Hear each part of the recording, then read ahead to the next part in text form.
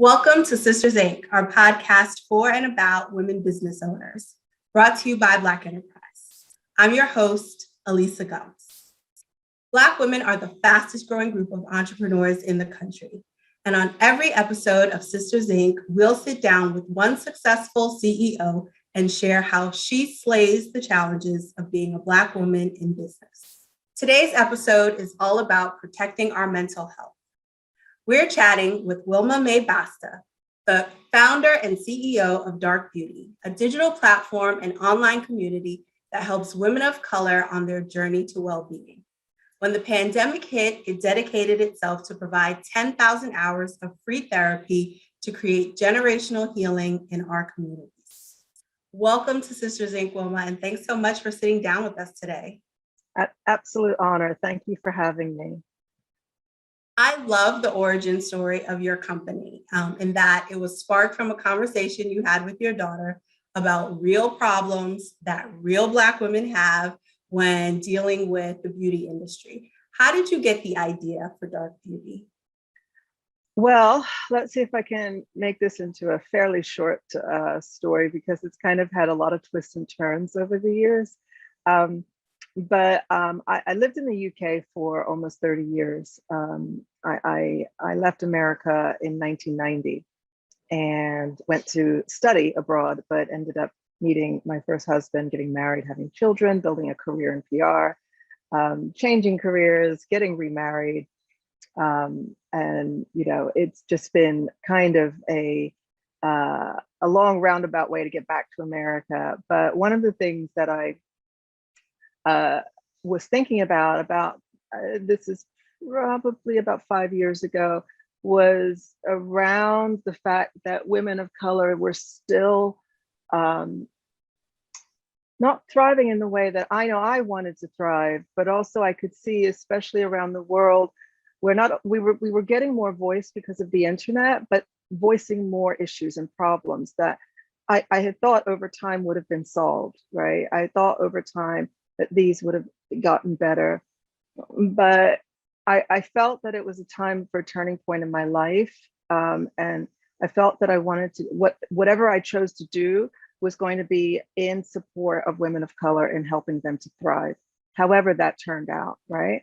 And so, you know, my daughter and I were talking about this. We were talking about how, you know, every time we look at brands and every time we buy things, either whether it's like a hair product where, you know, sometimes you go into hair supply stores and the products are, the branding for them is kind of a pastiche of what Black women are supposed to be. It's like everything smells like pineapple and has kind of like Caribbean colors, or as the Brits would say, Caribbean.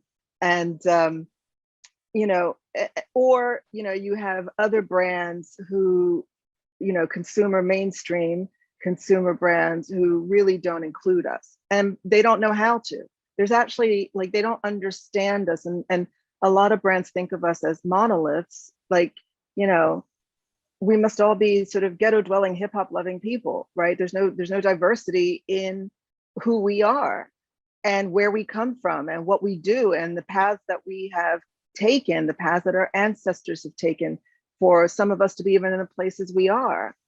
And, you know, you feel it, it's visceral, and yet you have to move in these spaces. And I thought, well, why don't brands even like try? And why do they keep getting it wrong? Like, why do these fashion brands keep messing up and doing things without thought? Because these companies don't do things without thought. And it was this conversation I was having with my daughter that I thought, okay, well, I need to sort of see. At the time, I thought my beauty is non-negotiable, right? And my beauty is not just who I am on the outside. My beauty is everything who I am on the inside. And I want someone, a brand who wants my money to support me in succeeding and thriving. And so I didn't see that in the world. All I could see was, let's target this market. And having worked in PR for well over a decade, I understand how consumer brands think. Okay. So it's, let's target this market. They're our demographic. Let's talk to them so we can sell them a product. And I feel that's an antiquated way of marketing, frankly. If you're not supporting the people that you want to buy your product, to me, that's bad marketing.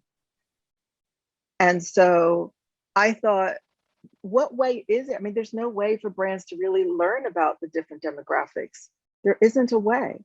Hiring an agency that specializes in, helping brands connect to Black people, it excludes everyone else, other women of color, right? And who gets to be in the club of being Black? Okay, how Black are you? And are you part of the mix? And so there were all these questions that I had. And so I thought, this is a really interesting challenge and one that I would love to try and figure out. And so I closed my then vintage business, which is another career turn of mine that I did for about 15 years. And I spent about 9 months researching, looking at the data, looking at what was going on with different brands, talking to women of color, talking to Black women, finding out statistics like Black women are actually the most brand loyal women in America. Well, if that's the case, why aren't brands really trying to understand us? To be fair, some brands are. I'm not saying every single brand. Okay, I think that what AC Eggleston Bracey is doing over at Dove and Shea Moisture at Unilever is phenomenal, and the Crown Act, I think, is just amazing. But by and large, many brands don't really get us, and they have no intention of getting us or understanding us or supporting us. So I looked at this for 9 months, and then I decided to move back to New York in 2017. I spent the next 2 years kind of developing what this platform would look like. I had the iterations of it, which was going to be a community-based platform for women of color to find your tribe, your niche. The women, I love skiing, for example. I would like to find and connect with the other women of color who love skiing. Some women love travel, right? So this would be that kind of platform. And the idea would be that we would work with consumer brands to bed themselves into particular tribes. And when I say bed in, they would ideally pay for the privilege of being able to sit and live within that, let's call it a tribe. But the tribe itself would benefit financially from the brand being in there. They would hear the conversations, they would take part in the content, etc. But the tribe would invite them in as well, right? And so that brand not only would learn about the tribe, but they would support them. So just to give you an example, it could be there was a travel tribe, and let's say we were working with a luggage brand. That luggage brand would say, okay, we're going to pay an X amount of money to sit with this tribe for a year.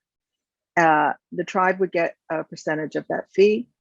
And then that brand would, let's say, in addition to sort of being part of the content and the conversations, they would also do something, let's say, set up a foundation to help women of color to travel for the first time, to help them get passports, to help them figure out what their first itinerary is going to look like, and then to help and subsidize their travels abroad for the first time.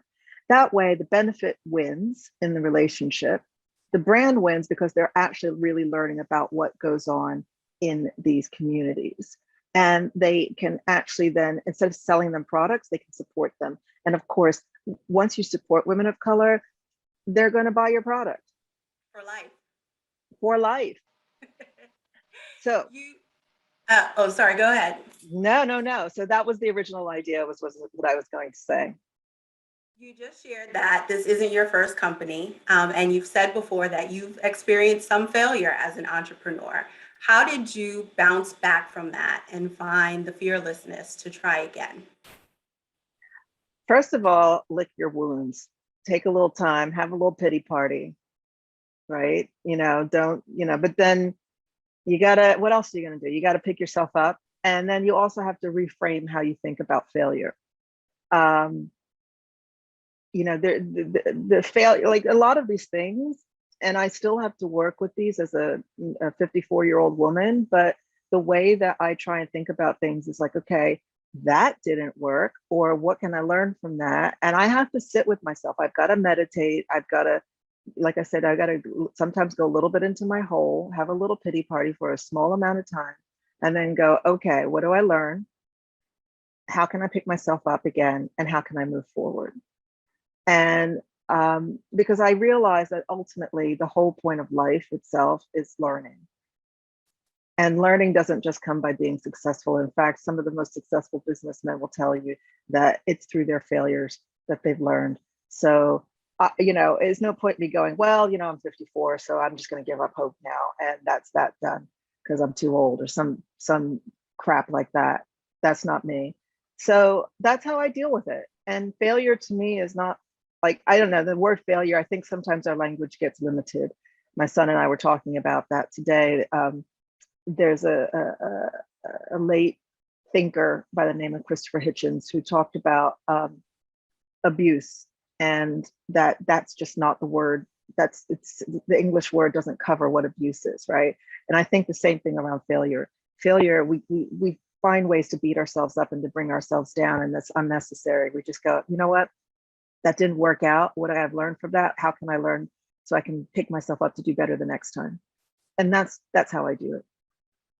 You also shared that in the past, you felt like there wasn't a lot of help available to you as a Black woman entrepreneur when you were first starting out. What was the startup process like for you this time around? And do you think that there's more support now for Black women entrepreneurs? Oh my gosh, this is such a big question. I don't think there's enough help still. I think that when George Floyd was murdered, we saw this rush of companies to put up Black squares, to tell everybody how much they, support Black people and Black Lives Matter, and set up new diversity initiatives and give a bunch of money to Black folks to help them with business. I remember one company, and am I allowed to name names or should I not? But let's not for now. Anyway, a major company actually said they were going to put in tens of millions of dollars for Black entrepreneurs to, and if you actually kind of estimated how many people that would go to, and if you read the fine print, you realize that really they were only going to be deploying maybe a few $1,000s per person. Now, that amount of money, few $1,000s per person for one person trying to start a business isn't going to be really anything to help us, and not sustainable. And also it isn't long-term. And all that money does is give them a really great amount of PR. And I have a problem with that, right? I have a problem with that because it was reactionary. It wasn't anything that's going to help us in the long term. And I value the companies who took their time to respond and to give it thought and to really look at how can we help people of color, not just women of color, long term. And there were very few companies that did that because they were also frightened of not being part of the herd to say something at that time, or even if they did say something, to say, we understand, we want to learn, we're going to take some time, we're going to think about this, and we're going to circle back to you with something substantial. And that's just company responses, right? I think that there could be better support of founders of color in the startup space, in the venture capital space. I think that in the venture capital space, my experience over the last 4 years has been that most VCs waste your time. And there are way too many women of color out here trying to raise money than the amount of money that they're prepared to actually give to women of color. So the dynamic is such that you end up what I call tap dancing for a lot of investors when really they have zero intention of investing in you, and they want to actually use your time to find out what's going on in the space. And it's an ego thing. They want to look good to other investors, and they also want to just kind of do some like digging around as to like who's doing what. And I've seen it over and over again. I have heard many founders talk about this. I have literally flown all over the country to see investors, and they take your meetings, right? They take your meetings and you get really excited and you're like, oh my gosh, I'm going to get in the door. And then they ghost you. They either ghost you, right? Or don't give you like constructive feedback. I've turned down several investors as well, because I knew that the partnership, they didn't understand what we were doing. They didn't understand the dynamic between, they didn't understand this dynamic between maybe a white investor and a Black woman, and you could sense that that was going to be a problem moving forward. So there have been times where I've turned money down. And so the startup space is, I think there are people who are really, really lucky when they have something that's very tangible that people can really get their heads around, like this. And this, what I'm doing, is new, has not been done before. So it takes a leap of faith, I get that. But either way, I was prepared to kind of do this, build traction to my business. And then we ended up pivoting. Well, speaking of that pivot, Dark Beauty takes a holistic view of beauty and wellness, hence the focus on mental health. You've been really candid in the past about sharing your own personal mental health journey. Can you share part of that with us, but specifically how it informs what you do now? Yeah, sure. 11 years ago, I was diagnosed with severe depression. I didn't know what depression was. I'd heard about it. I didn't think that was for me. I didn't think that happened to Black folks. And I didn't know the signs. And I was crumbling, and to the point where I couldn't get out of bed. And I was hospitalized. I was hospitalized in a psychiatric hospital in London for 6 weeks. It was that bad. And I'd been spiraling for some time, and I just didn't know what it was. My depression was situational, right? Some people suffer from depression that is, that is something that's either it's genetic, or everyone has different reasons for why they suffer from depression or anxiety or any other mental health issue. But suffice to say, mine was severe enough for me to have been hospitalized voluntarily. I often say it was both the worst time in my life and the best, because again, it was the massive learning opportunity. I not only learned a lot about myself, I learned a lot about mental health. I learned about the different types of ways that people suffer firsthand. The kinds of people who suffer, which is everyone, it just doesn't discriminate. I saw the place that I was in, which was not some expensive, hoity-toity place. This was all people of all different backgrounds, creeds, colors, socioeconomic status, from Hollywood celebrities right down to women who were formerly homeless. And that's an eye-opener. That is an eye-opener. And it changed my life. And when I came out, I realized I needed to reinvent what my life looked like, because it wasn't working. And nobody else was going to figure that out but me. But as a woman of color, whether in Europe or elsewhere in America, it's really hard to find the things that are going to help you to heal and to thrive, that understands. I was just learning about the trauma that I was carrying, which went far deeper than just the situation I was in. And that has been a decade-long journey and continues. And that is when COVID happened, and I realized we'd only just launched Dark Beauty, the original version of it, 3 months earlier, with just, it's a blog and a Instagram account. And we were on our roadmap to building traction, and then lockdown. And I felt that towards the end of March 2020, that we needed to do more than just share content on Instagram, that we needed to do something tangible. And I had the idea one morning that we should give away free therapy. I had no idea how we were going to do that, but that's what I said, let's figure out how to do that. And that's what we did. And then May the 15th, we launched Dark Beauty Healing, where we now give away free therapy to women of color across America.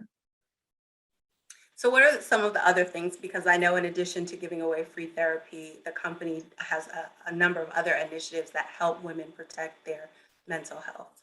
Yeah, this is the exciting bit for me, because in my journey, once I got out of hospital, I was like, okay, what are the things that are going to work for me? Therapy's great, but if I'm really honest, it's not my go-to, because I need solutions, I need answers, and I'm not the kind of person that wants to sit for years in a chair.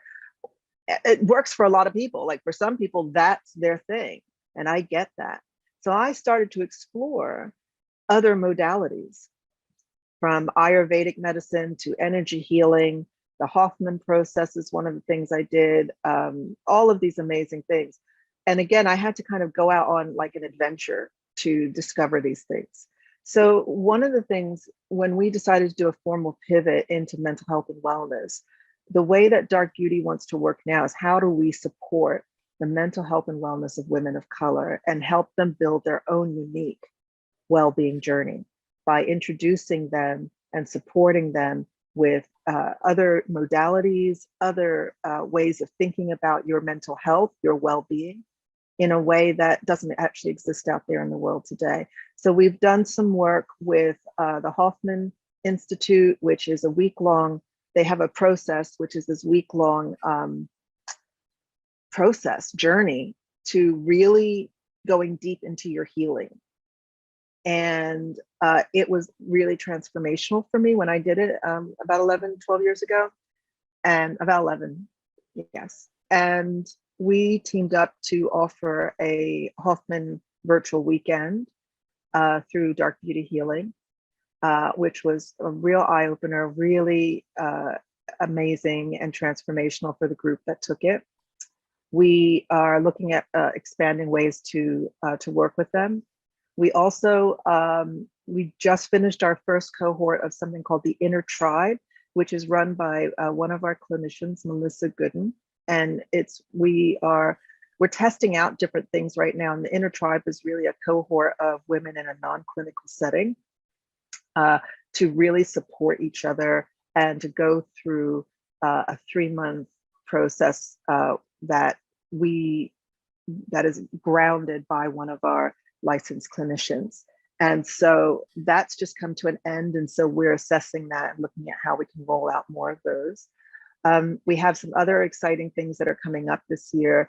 We're bringing in, I started my own podcast looking and interviewing different practitioners that I've experienced, different ways that other people I know, other women of color are healing and continue to heal through different ways.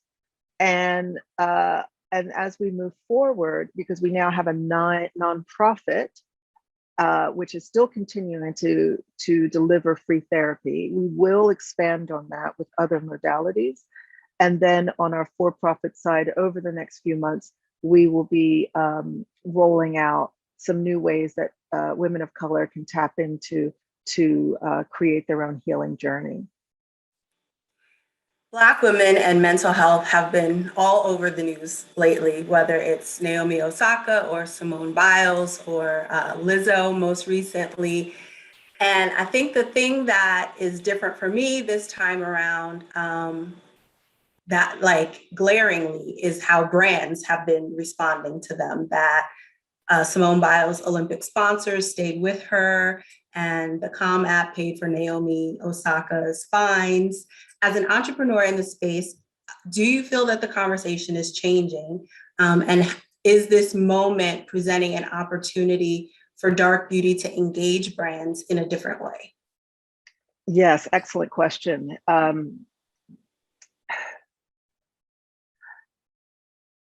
This is the beginning of a tidal wave. Brands know this. They knew this last year. They knew this before. You know, people sometimes don't want to move or to grow because it's hard. Brands are the same way. If given the opportunity, people might stay rooted and stuck because it's comfortable. So when you heal as a person, it's messy. It's not neat. It's not clean. It's not orderly. Brands like to be orderly until they're pushed into a space where they need to roll with the punches, because otherwise they're going to get left behind. And that's what we're seeing now. They're starting to go, we got to really put up or shut up. And we're moving into a different paradigm. The world as we knew it no longer exists, nor will it. And so we are having conversations ourselves. We worked with SoulCycle last year in the run up to the election to support their employees of color with the clinicians in our network in these group healing sessions. We are having conversations with leading multinational companies, not only to support employees, but to work with them on the next steps from a consumer-facing point of view. Because no matter what you're selling, no matter who you're targeting, if you're not supporting mental health of people of color, of women of color, by the way, we're all going to be majority minority soon, then you have no business being here. Frankly, I'm very, very open about that. I think that this is an opportunity to go just beyond diversity. This is about how do we actually really support humans? How do we, instead of just selling stuff, because frankly, as we can see what's going on in the world on so many levels, we need to support humans. We need to be better.